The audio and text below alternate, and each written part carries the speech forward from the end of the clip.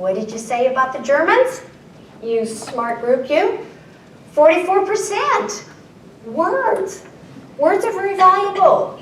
Get to the point, give me the essence, don't waste my time, don't want a lot of fluff, don't need a lot of tonality, and don't touch me. Okay? Japanese. And I'm going to go through these quickly because I don't have time to be talking about them all, but you have them. That's why when Kimberly asked me, really, is there 21 pages in your handout? Really?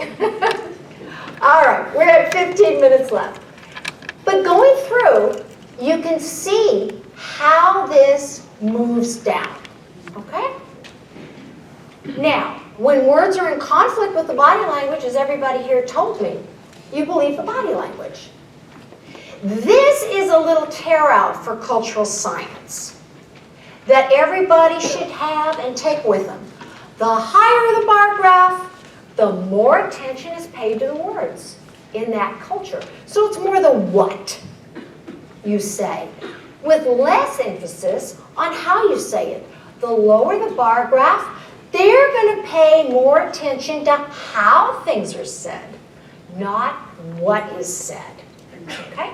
Nice little cheat sheet from cultural science. How did they happen? Why are all these cultural distinctions existing? Well, that's the chicken and egg of cultures. We don't exactly know why, whether the mother tongue language started it all, whether the climate, the environment, it being hot, it being cold. We don't really know what started it all. But it, in fact, exists. And mother tongue language tends to be one of the things that cultural scientists go to the most. Now, this is a tonal graph. If you were to look at that language on a total graph, the Germanic language, you see that it doesn't have a lot of highs and lows. You can look at the bar graph there, top and bottom, high and low. It's succinct, that phrase. This is the same phrase for all these tonal graphs, by the way, everyone. It starts here, it ends here, and they're pretty concise in what they say. And the more pointed the curve on it, that's a consonant instead of a vowel. So you can see that brevity is important without a lot of demonstrative expression.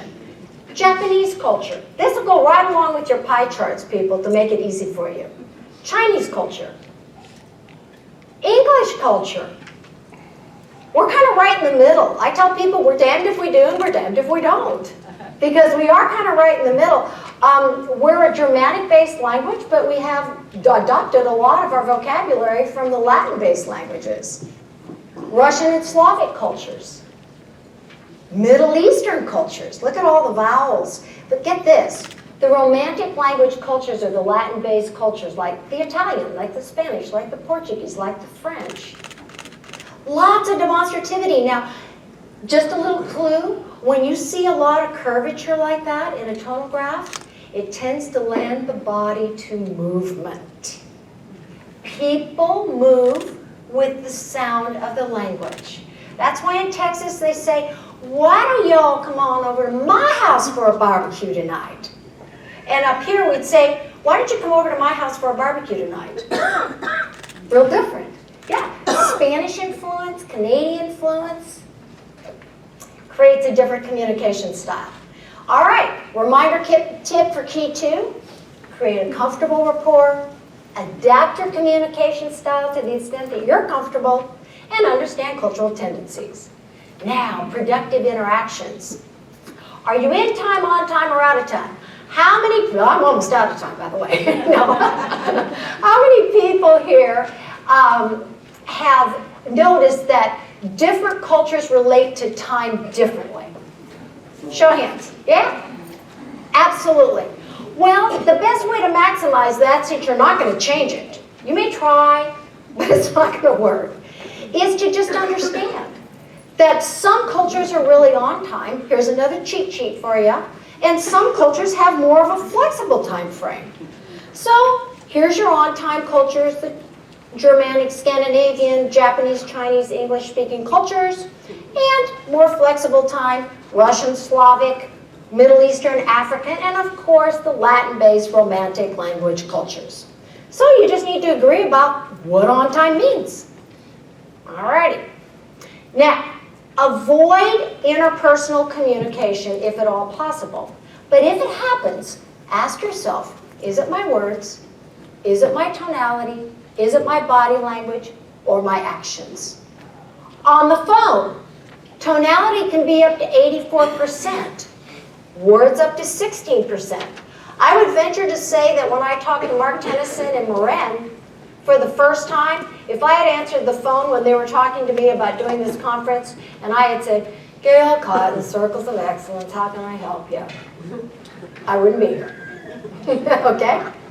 Now, written communication. Keep in mind, once something's put in writing, posted, text, you can't undo it, can you? You need to think about it a little bit.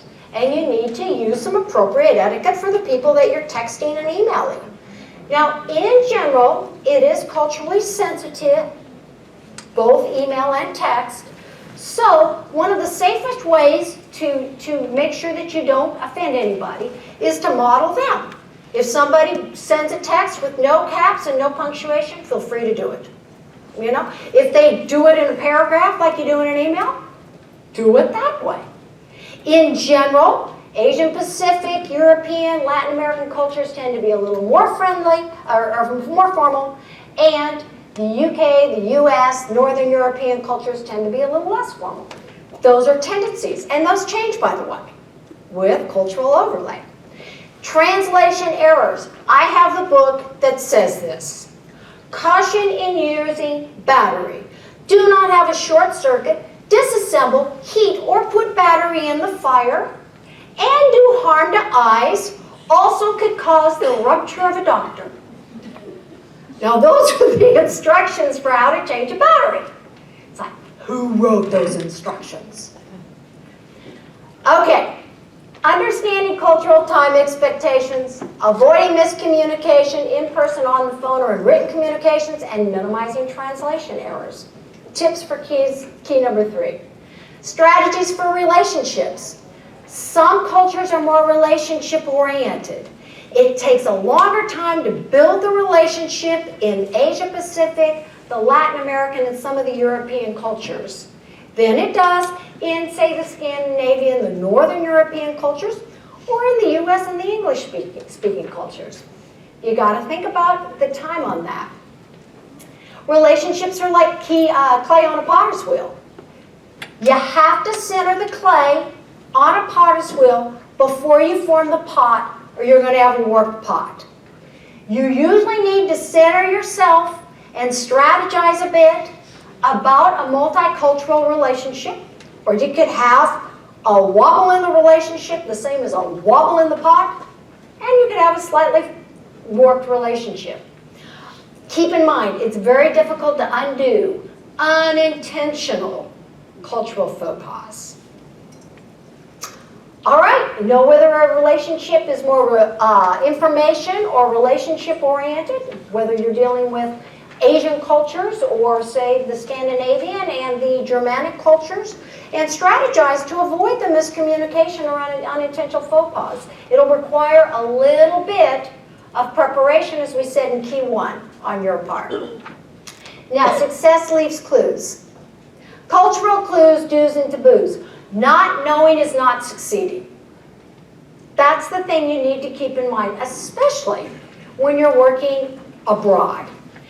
And some tips when speaking English. I was talking to some people about this last night. I don't know where my friend is from the Trump Hotel in Vancouver. Are you here? Maybe, maybe not. But she was telling me exactly about this situation, about how English is not English as we know English everywhere.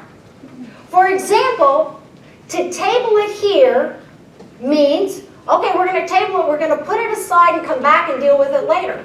In the UK, guess what? It means we're going to deal with it right here and right now. It's on the table. Confused? Yeah, everybody is. Now, what all cultures appreciate, when you're not ignorant about cultural differences, when you don't expect cultures to be just like you, when you're willing to adapt to a certain extent, and usually what happens there is you find that nice middle road. When you know your geography, we are accused very often of not knowing our geography, especially by Europeans and Asians. And when you show respect, you know, Aretha Franklin had it right. Respect is a universal language. And if you do nothing else but that, that's a good step along the way. Also, explanation and clarification about our acronyms and our slang. I mean, who is really tied up, hung up, screwed up? Do you realize what that means when you're talking to people from other cultures? And I was doing a training one time for an international company, and somebody said something about having ducks in a row, and he looked at him so puzzled, and he said, is that like having your geese in a line? It's like, well, I guess so. But it's a business acronym that we use, and people need to understand what that means. Sports jargon. Oh my gosh, we hit a home run. It was a slam dunk. You know, and the biggest one of all is, where is left field? Does anybody know where it is over there? And we use it all the time. It's just a natural thing. So you got to think about another culture's perspective as you're talking, because another one I wanted to mention that happened not too long ago, somebody said, cut off your nose to spite your face. I had an Asian customer who said, why would they want to do that? Try to explain that one. Now, offensive gestures. This will get you in trouble faster than anything else. To be safe, open-handed gestures, and keep your fingers to yourself. Yeah. Don't need to say much more about that. Reminder tip for key number 5, know your English. Understand the differences, define acronyms and jargons, and avoid those offensive gestures. Now, the crazy paradoxes of the English language, and we're going to wrap it up. There is no egg and eggplant, nor ham and hamburger. There is neither apple or pine and pineapple. And while no one knows for sure what's in a hot dog, you can be pretty sure it isn't canine. If a vegetarian eats vegetables, can anybody tell me what a humanitarian eats? How can a slim chance and a fat chance be the same thing? How is it possible to be hot as hell one day and cold as hell the next? How can a wise guy and a wise man be opposites? And why when I wind up a clock I started, but when I wind up this presentation I ended? Hopefully not too far over our time. And with that, I will invite everybody once again to, if you have questions, pack a lot of information in this presentation and didn't get a chance to take them right now, but I will be happy to throughout the day or at the Safeway event tonight. And thank you so much, and Marin, I'm turning it over to you.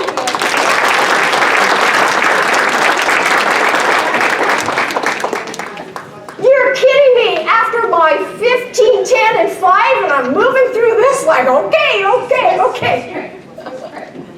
Okay, I do have a chance to answer a couple of questions. And I don't have my block to throw, but I don't have a good arm anyway, so why don't you just raise your hand? No questions? Yes? What is your favorite resource to look up cultural differences, like emails and things like that you should use when you first start reaching cultural culture? Do you have resources that you There are lots of sources, and one of them is called Executive World, I think it is, that is really good. But if you just Google, you know, anything, I mean, the United Nations has it up. Executive World has it up. There's a lot of different sources out there that do have very specific information, actually, country specific. My book has it. More questions? Yes, gentleman over here. What was your biggest cultural faux pas, and how did you save it when you damaged the faux pas? My biggest cultural faux pas was when a Korean gave me a beautiful gift of sterling silver teaspoons with jade inlay, and I didn't have a gift for them. That was really the biggest. I've made a lot of them, you know, just learning along the way, even though I knew about it. That were communication-based, but that was a big one. Did you follow up with a gift later? I sure did. I figured at that point in time it was better late than never. Any more questions about specific cultures? Or about just business in the world of your own personal workplace? Yes, gentleman over here. Millennial communication, how it differs from culture to culture. I think millennials are changing all cultures because they are, I mean, technology and the millennials that are pushing that technology, because the fact is everything is becoming much more digitized, and when you are communicating via email or text and everything is electronic, you take out the body language, you take out the tonality. And yeah, we have our little emojis and all these different things, but even those things are gradually